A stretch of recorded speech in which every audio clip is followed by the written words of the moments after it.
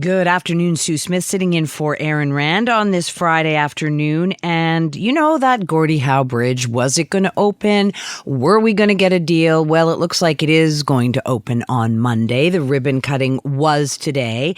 Amanda Lang, I wanted to ask you about this. Amanda Lang is CTV News' chief financial correspondent. So the deal, we finally got the details of the deal. What do you think? So interesting that the details were presented one way and then appeared to be another. And we may never know if that's because there were last-minute changes or how that all unfolded. It's not quite the deal that we thought, which is that we would make back what we spent on this bridge. That was the original agreement. It's a reasonable agreement. In this case, we're going to split the tolls immediately.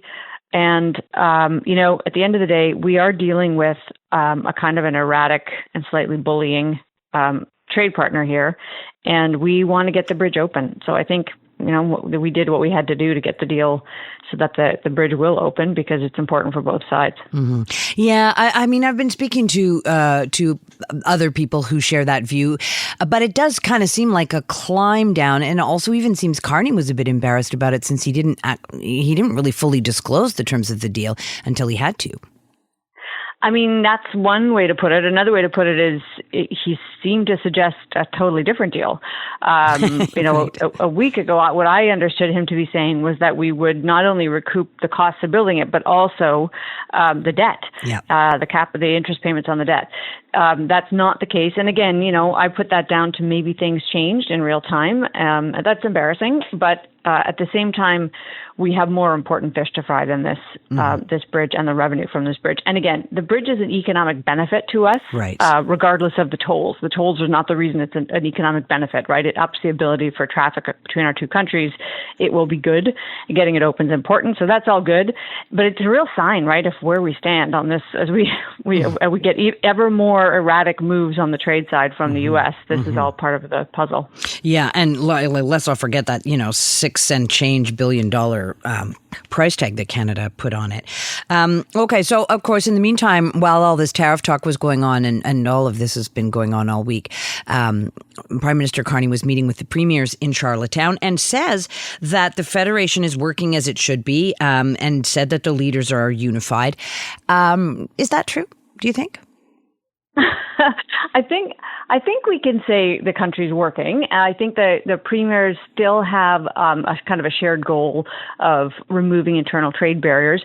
I think we would also agree that we don't seem to have the same momentum that we had a year ago. So just post the kind of Liberation Day moves, we were, all very interested in striking down all these internal trade deals. We did finally get this agreement on cross-border sales of liquor, but boy, that should have been the easy one, that it took this long to get that done.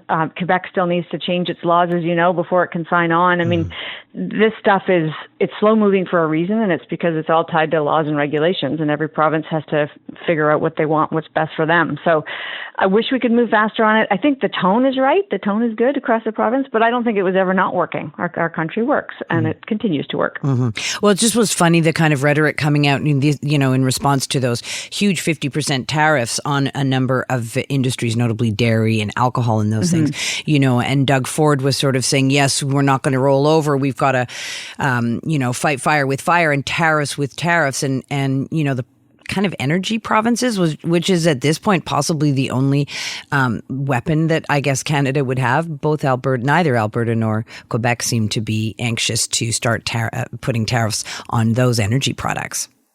Yeah, I mean, it's been interesting to see because Ontario has taken a different approach for sure than Alberta and even Saskatchewan. And liquor is one good example, right? They have liquor back on their shelves, U.S. liquor. Ontario, BC, other provinces that are still really suffering under these sort of ad hominem tariffs, if I can call them that, are holding fast. But I think the provinces understand, nobody will understand better than another premier that you have your own agenda, and your agenda is that your own province's economic growth. And then, of course, you want it to work for other provinces too, but your province will come first. And Absolutely. I think they all get that. Yeah. Okay, so tariffs seem to be the word of the week, and I must confess I'm not really clear on what was announced yesterday. So, of course, Monday was this big 50% thing, which was directed at Canada. New tariffs were announced yesterday by the U.S. Are they new, actually? And also, they're much more wide-ranging. What do we know?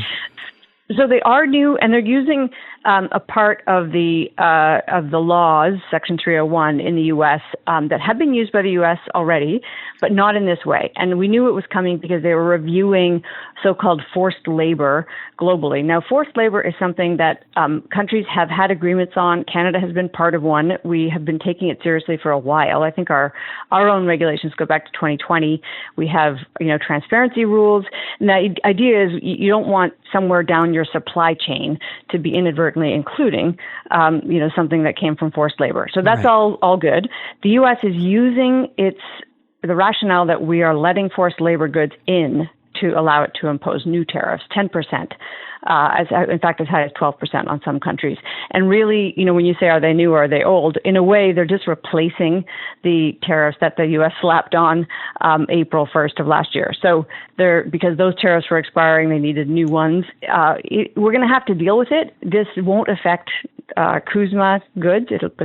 Question how much of our trade is affected. Mm-hmm. But it's another irritant, and it will be another kind of regulatory burden for some companies, for sure. Mm-hmm. And as we've been pointing out, not just Canada, something like 17 other countries that are hit. The UK, I noticed, also got hit. Mexico. Yeah. So it seems to be pretty sweeping. But okay, I want to talk about, it always seems to be gloom and doom, but I think these are good numbers that Canada retail sales are up 1% in May. Yeah, they were strong numbers. And the thing that was great about it is, you can look at a headline number, it includes price moves. So that's a little bit, suspect because we pay more for gas, and then that looks like a strong number. But even stripping out on the volume basis, we are still spending. And that the good news of that is, of course, that we do, consumer sentiment and confidence drives our economy. And so you want that retail sales number to be strong. Our domestic, I keep saying this, but we're so focused on exports, but our domestic economy, our internal economy, is the bulk of our GDP and our growth story. So we do need to be happy when it's strong, and it's relatively strong right now. Mm-hmm. Maybe that'll put more wind in the sails and the premiers and the prime minister to continue with that strategy, which they all say that they're working towards. Yep. Amanda, thank you. Thanks.